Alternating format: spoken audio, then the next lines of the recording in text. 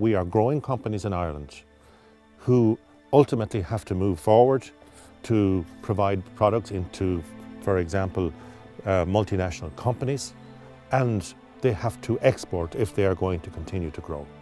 Many of these companies will not have the expertise that's required in dealing with multinationals whose headquarters may be located in other European countries, and exporting is a challenge, almost a fear to these people. So therefore, if we have the expertise within the Silent Knowledge website relating to business and doing business with the various countries across Europe, then that is going to be a tremendous asset to those companies who are trying to develop that type of business. The European Commission at present is making available massive sums of money through a range of programs which are meant to benefit the member states of the Union and those emerging economies who are not yet members of the European Union. All of these programs, there is a commonality of process involved. If best use is to be made of the funds in terms of how they are to be invested, who is involved in the investment process, and how deep into the economy they are able to reach to really achieve the best possible effect for the community at large. What Silent Knowledge does is to soak up that knowledge from all of those people who have been operating programs or benefiting from programs of this nature across existing member states for, 20 years now or more. That knowledge is there and can be made available to these emerging economies. Public bodies and regulatory authorities tend to be the same the world over, whereas the actual structures and the legislation may differ from one country to another. The basis is based on local democracy and a local input into what happens in an area, and that's a crucial element of our democracy as a whole. In Ireland we have a very well developed structure going back even before the foundation of the state to the mid-1800s. In other European countries, particularly the emerging democracies, they would have a structure that's still developing and is in need of support to ensure that it develops into a structure that works effectively for their individual countries.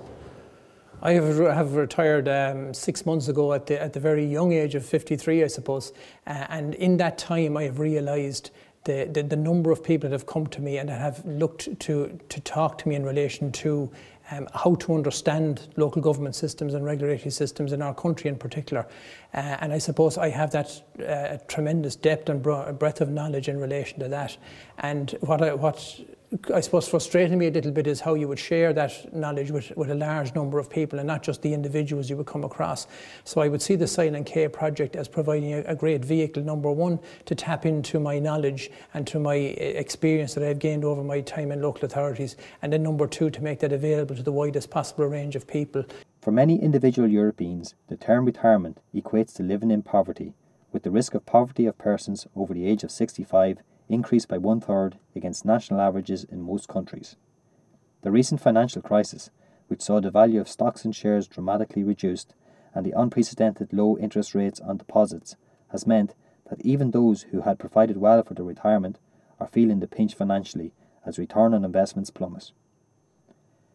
When you consider that 50% of all children born in the developed world between 2000 and 2005 will live beyond their 100th birthday, the issue of addressing working in later life is not likely to go away in the foreseeable future. Retirement planning is now of significant importance, with more and more emphasis being placed on developing initiatives like Silent Knowledge. Iš Lietuvos, Suomijos, Vokietijos ir Airijos ekspertų bus sudaryta 200 žmonių komanda, kurie savo šalise galės savo patirtį perteikti firmam, kurios tam reikia. Aš suprantu, kad Lietuvoje tai nėra labai svarbu, kol kas dar nelabai žmonės supranta šito svarbą, bet įvertinant tai, kad tų žinių reikės vis daugiau, antra, kad žmonės, reiškia, sensta Lietuvoje, eina į pensinį amžių didesnė žmonių grupė, o jam reikėtų ne tik tai pensijos, bet ir užsidirbti. Todėl aš manau, kad yra labai svarbu panaudoti tų žmonių patirtį. The generations that are now coming up for retirement, they are more demanding than previous generations.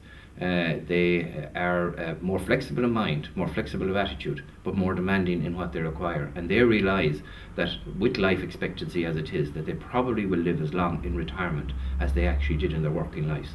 And therefore, they also realise that planning for this is vital in the present circumstances.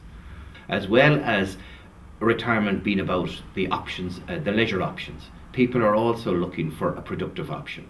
We tell them in their, the elements of their retirement plan that more and more they need to look and research what are the productive options that they themselves want to do. More and more people are using the internet, more and more retirees are using the internet at home.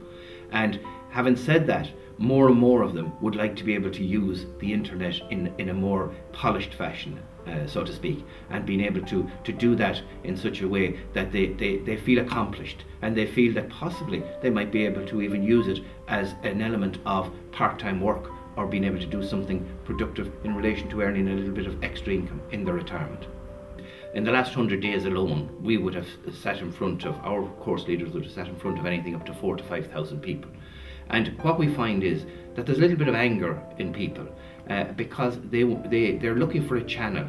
They're looking to focus their energies and their skills into what they can do best in retirement, be it on a volunteering basis or a part-time work basis or a full-time work basis.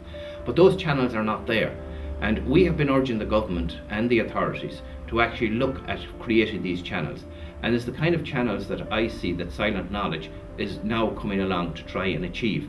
And we welcome that in a huge way, because it is the first effort that I have seen, and it is the first effort I can honestly say that this council has seen, of any organisation coming along and offering that fuel to ignite the possibility for people of being able to channel their energies into an active and a productive retirement.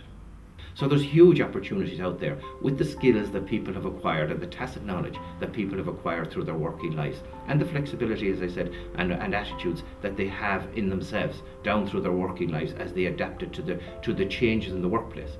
These people can now deliver, and it'll be a win-win for the state, and it'll be a win-win for the retirees if the state takes on this role of being able to provide a channel and allow organisations like Silent Knowledge to be able to provide those channels for them.